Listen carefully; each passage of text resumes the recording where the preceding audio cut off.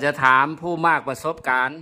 เจ้าอย่ามองมาค่อนชีวิตประเดี๋ยวนี้มาปะอย่ามองไตลุงคำเมาเป็นไดเขายายแอน สุดยอดร้อนวูบวาบสบาย แล้วนี่หนู สัมผัสเนื้อแล้วเป็นได หัวเข่าไม่เป็นไรแต่ข้างหลังโอ้โหสุดยอดที่เส้นน่ะเส้นปัดขาด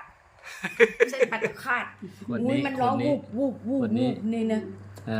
เนาะมันร้อนวูบเลยนะเนี่ย ร้อนวูบเลย มันวูบแบบว่าไม่ใช่ร้อนแบบทนไม่ได้นะ